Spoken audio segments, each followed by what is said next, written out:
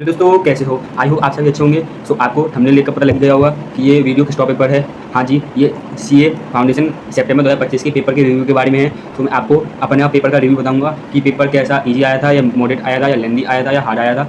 सो दोस्तों चलते हैं आगे।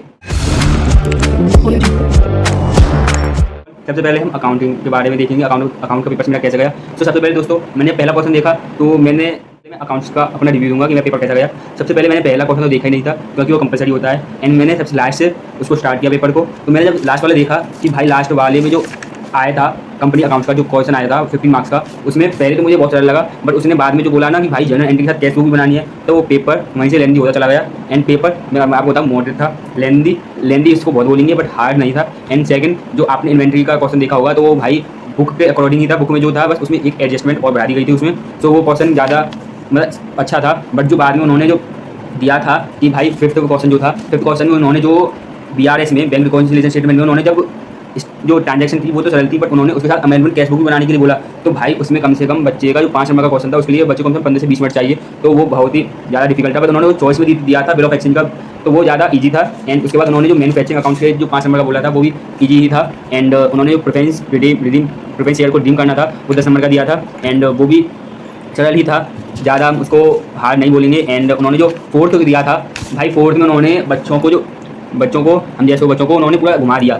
भाई उन्होंने पहले बच्चों को लगा वो सरल है, बट उसमें एक जो ट्रांजैक्शन थी वो छुपी हुई थी, उसमें उसने मेमोरेंडम अकाउंट बनाने के लिए बोला था, मेमोरेंडम रिवॉल्यूशन के लिए उसने लास्ट वाले ऑप्शन में बोला था कि भाई कोई भी एसेट एंड लायबिलिटीज़ की जो वैल्यू है उसको ना हम बढ़ाकर दिखाएंगे ना इसको हम घटाकर दिखाएंगे। तो वो मेमोरेंडम का था सवाल, वो उसकी ट्रांजैक्शन तो सरल थी, बट बच्चे जो स्टूडेंट्स थे उनका जो पिक होना चाहिए माइंड में कि भाई वो कौन सा क्वेश्चन बोल रहा है। एंड जो एमपीओ का क्वेश्चन था फोर्थ में वो बहुत ही ईजी था, वो मैं मानूंगा आपको तो मॉड्यूल में से निकाल कर दे दिया था कि बस उसमें जो है ना फिगर चेंज कर दी थी और कुछ नहीं किया था फोर्थ क्वेश्चन में। एंड जो थर्ड क्वेश्चन था भाई वो क्या ही बोलूँ, इतना हार्ड बी जो 3B का हार्ड क्वेश्चन था इतना हार्ड था भाई क्या बोलूँ। उसमें उन्होंने सबसे पहले एक आदमी था, उसके बाद उन्होंने एक पर्सन को और उसमें ऐड किया, उसके बाद 1% को ऐड किया, फिर उन्होंने 1% को ऐड किया, उसके बाद उन्होंने 1% को रिटायर कर दिया। तो भाई इतनी सारी जनरल एंट्री उन्होंने 8 नंबर में दी थी, वो बहुत ही लेंदी थी। भाई मैं ये सवाल मेरे जो फर्स्ट माइंड में जब मैंने इसको देखा था मेरे दिमाग में नहीं आया था, तो मैंने इस क्वेश्चन को थर्ड वाला को सीख कर दिया था।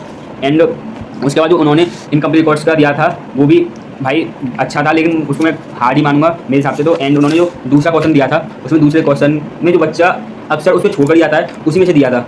भाई उन्होंने सम ऑफ ईयर डिजिट का दिया था जो मोस्टली स्टूडेंट उसको छोड़कर जाते हैं, बट मैंने जो उसको पेपर से 1-2 दिन पहले ही मैंने उसको रिवाइज किया था तो वो क्वेश्चन उस पर बन गया था। एंड उन्होंने उसमें भी 8 नंबर में भी उन्होंने 3 अकाउंट्स बनाने के लिए बोला था कि भाई मुझे वो भी चाहिए क्या कहते हैं अकाउंट्स में, मतलब प्रोविजन अकाउंट से वो भाई बहुत ही लेंदी चला गया। एंड उन्होंने जो ट्रांजैक्शन थी जनरल एंट्री की तो उन्होंने वो घुमा कर दे दी कि भाई उसमें जो बच्चा का जो माइंड है वो पूरा घूम जाए पेपर के। वो 3 घंटे में आप अगर पेपर दोगे उसमें भाई टाइम लिमिट होती है कि भाई इसके अंदर करना होता है तो उसकी दिमाग में टेंशन होती है। बट उसमें जो उन्होंने बोला था ना कि भाई उसमें पहली लाइन में बोला था कि उसको रिकॉर्ड करना है रेटिफाई भी करना है, तो बट मोस्टली स्टूडेंट्स को ये पता ही नहीं लगा कि भाई इसको हम रेटिफाई करनी है या इसको जनरल एंट्री के रूप में रिकॉर्ड करनी है। बट उन्होंने पहले में दे दिया था। एंड जनरल एंट्री ज़्यादा खास नहीं थी। एंड फर्स्ट क्वेश्चन अकाउंट्स का बहुत ही ईजी था, इसको देखकर जैसे बोलते हैं ना बहुत ही सरल, उसमें जैसे बोलते हैं ना कि भाई पहला क्वेश्चन इतना सरल दे दिया कि हर कोई बना ले कंपलसरी वाला। एंड जो लास्ट के जो 4 क्वेश्चन 5 क्वेश्चन थे वो इतने हार्ड दे दिए कि भाई कोई बना ही नहीं पाए। तो भाई ये मेरा रिव्यू है एंड मैं इसके अकॉर्डिंग ये पेपर मेरा अच्छा गया। एंड मोस्टली मेरे जो कलीग्स थे मैंने उनसे बात करी तो उन्होंने कहा भाई पेपर मेरा अच्छा नहीं गया। एंड बट उन्होंने कहा हाँ मैं पास हो जाऊँगा। मैं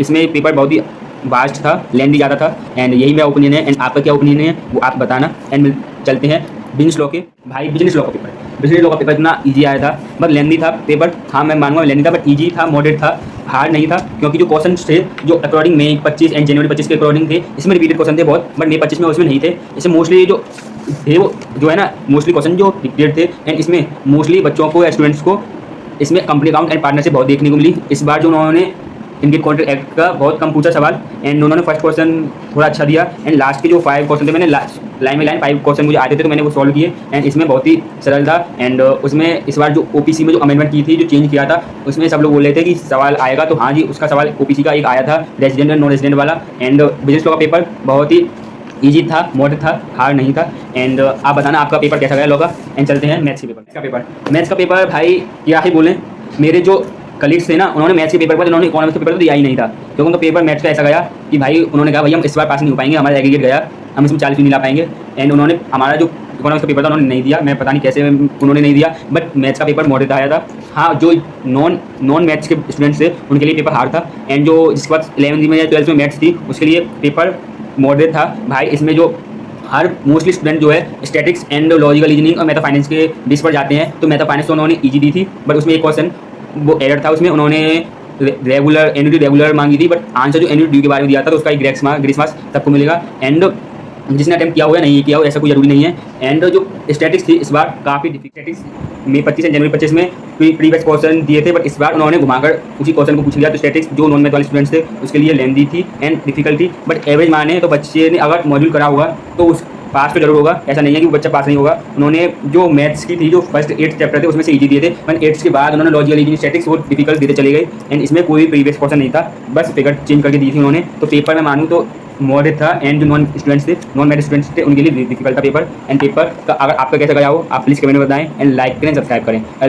चलते हैं इकोनॉमिक्स का पेपर। बोलते हैं ना कि अकाउंट का, बिजनेस लॉ का, मैथ्स का पेपर कैसे गया हो, बट उसका सबका बदला इकोनॉमिक्स लेगा। तो हाँ जी, इकोनॉमिक्स का पेपर ईजी आया था, मॉडरेट आया था। जो जिसके पास 11th मैथ्स थी अगर उसने जो इस क्वेश्चन को मॉडरेट मानूंगा मैं, बट पेपर ज़्यादा हार्ड नहीं आया था। हाँ, लेकिन मोस्टली स्टूडेंट्स ने अटैम्प्ट दिया था इसमें फर्स्ट अटैम्प्ट। एंड मैं यही बोलूँगा कि भाई accounts, business law and maths के अकॉर्डिंग ये पेपर ईजी था।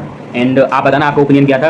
इसमें जो क्वेश्चंस थे वो मॉड्यूल पर थे। अगर किसी बच्चे ने 1.5 दिन में बैच यूज किया हो, मॉड्यूल से ही पढ़ा हो, तो वो बच्चा अगर कहीं चूक गया हो कि भाई मैं अकाउंट्स में या उसमें पास तो हो जाऊँगा बट 50 से कम आएंगे, तो वो बच्चा इसमें एग्रीगेट बना सकता है। ये एग्रीगेट वाला पेपर था, बहुत ही ईजी पेपर आया। ईजी नहीं बोलूँगा, मैं मॉडरेट बोलूँगा। एंड आप अपना ओपिनियन बताना। एंड मैं आपको एक बात और शेयर करूँगा, पेपर हमारा 16 सितंबर को स्टार्ट हुआ था, एंड 13 सितंबर को ही हमारा हाथरस में जो दाऊजी का मेला लगता है वहाँ पर विद्यार्थियों का जो डिस्ट्रिक्ट टॉपर्स थे एंड और स्टूडेंट्स थे, लगभग उसमें 1000 स्टूडेंट्स थे, उन्होंने वहाँ पर उनको बुलाया था। एंड उन्होंने मुझे कॉल भी की थी। एंड आपको मैं अपनी अपना फोटो दिखाऊंगा। वहाँ पर मुझे क्या मिला, जैसे जो हम 21 टॉपर्स थे उनको जो मैं आपको बताऊंगा वो मिला था। एंड जो अदर स्टूडेंट्स थे मोस्टली 1000 स्टूडेंट्स, उनको केवल सर्टिफिकेट, देखिए ये सर्टिफिकेट्स मिला था जिसमें देखो मेरा नाम लिख रहा है। एंड ये सर्टिफिकेट्स मिला था एंड एक मेडल मिला था, ये है ना। एंड टॉपर्स थे उनको मैं बताऊंगा, हमको ये तो मिला ही ये दो, एंड मुझको एक मेडल मिला था। एंड ये मेरे पास 2 मेडल हो चुके थे। एंड उसके बाद मुझे एक तस्वीर दी थी, इसमें हमारे दाऊजी एंड रेवती मैया थी, आप देख सकते हैं। देखिए इन्होंने करवाया था। एंड आप देख सकते हो ये रहा दाऊजी एंड रेवती मैया का। एंड मुझे ये तस्वीर के साथ ये तस्वीर मिली थी, एक देखिए ये, इसमें देखो मेरा नाम लिख रहा है, देखो ये लिख रहा। एंड मैंने मेरा स्कूल नेम, मेरे फादर का नेम, एंड मैंने कितनी प्रतिशत ली थी। ये सम्मान समारोह में मुझे ये मिला था, ये लक्की प्रांतीय मिला था, आप देख सकते हैं। मुझे वहाँ पर 2 तस्वीर and 2 certificate and 1 certificate and 2 medals मिले थे। एंड मैं यही चीज़ आपके साथ शेयर करना चाह रहा था। एंड मिलते हैं नेक्स्ट वीडियो में। मैं आपको बताऊँगा कि भाई जिसका अगर आपको पता है कि निकल जाएगा, तो मैं आपको बताऊंगा कि आप ये बेस्ट टाइम है रिजल्ट का वेट करने से पहले आप उस टाइम को कैसे यूटिलाइज करें। एंड जो स्टूडेंट्स थे उनको लगता है कि मेरा नहीं हो पाएगा, तो भाई जनवरी की डेट आ चुकी है, 18 जनवरी एंड 20, 22, 24 का पेपर्स है भाई। उन्होंने सितंबर के बाद तुरंत सितंबर का पेपर पर करली खत्म हुआ था, इन्होंने तुरंत जनवरी की सीट्स दिखा दी भाई। ये सीट्स आप दोबारा प्रिपरेशन करो भाई। मैं मानता हूँ मोस्टली स्टूडेंट इसमें वो होंगे। एंड मैं आपको बोलूँ तो आप 3-4 दिन रुककर आप जनवरी की प्रिपरेशन करें। अगर जिसका नहीं हो पाएगा एंड जिसका हो जाएगा तो भाई रिजल्ट आने का वेट ना करें, पहले ही आप उस टाइम को यूटिलाइज करें। एंड उसमें देखें कि भाई जो हमारा इंटर का जो पेपर्स होते हैं 6 वो कैसे होते हैं। एंड मैं स्ट्रेटजी उसकी बताऊंगा आपको। मिलते हैं नेक्स्ट वीडियो में, बाय।